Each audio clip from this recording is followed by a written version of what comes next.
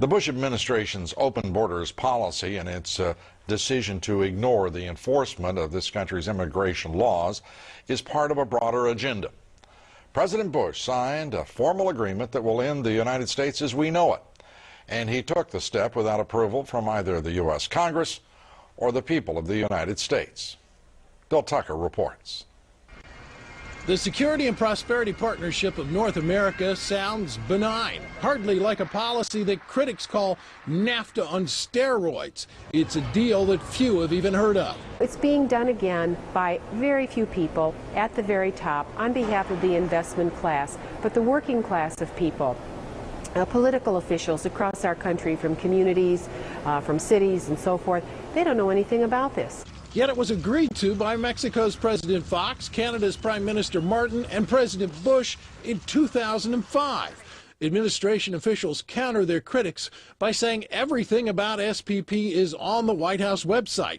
And they say the partnership is not a treaty, but more of an outline of priorities between the United States, Mexico, and Canada.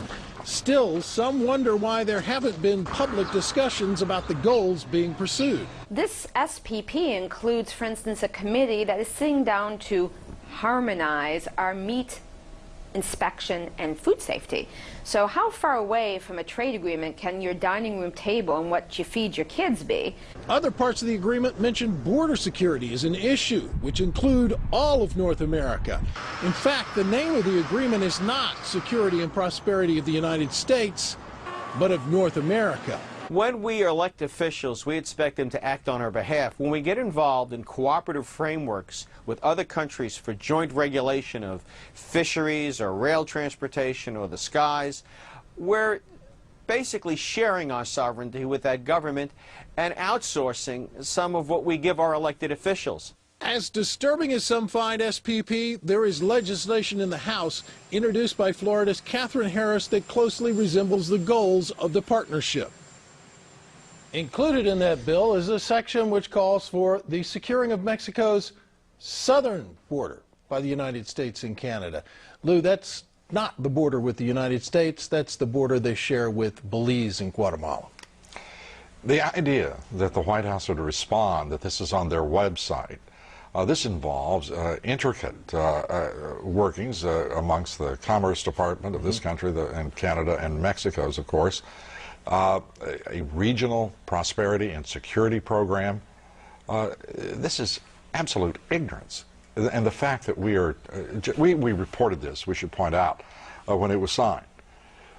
But as we watch this thing progress, these working groups are continuing, they're intensifying. What in the world are these people thinking about? Well, they say, look, these are a declaration and an outline of our priorities. And when I called them today, Lou, they said I was the first phone call they had received literally since the deal was first signed. So people are not paying attention, and they're letting them, in fact, get away with this. You know, I was asked the other day about whether or not I really thought the American people had the stomach to stand up and stop this nonsense, this direction from a group of elites in absolute contravention of our law, of our Constitution, every national value. And I hope, I pray that I'm right when I said yes, that this is beyond belief. Bill Tucker, thank you very much. It brings us to the subject of our poll tonight. Do you think maybe somebody should take a vote if we're going to merge the United States with Canada and Mexico? Maybe, you know, people like you and me vote. Yes or no? Please cast your vote at LouDobbs.com. We'll have the results here later in the broadcast.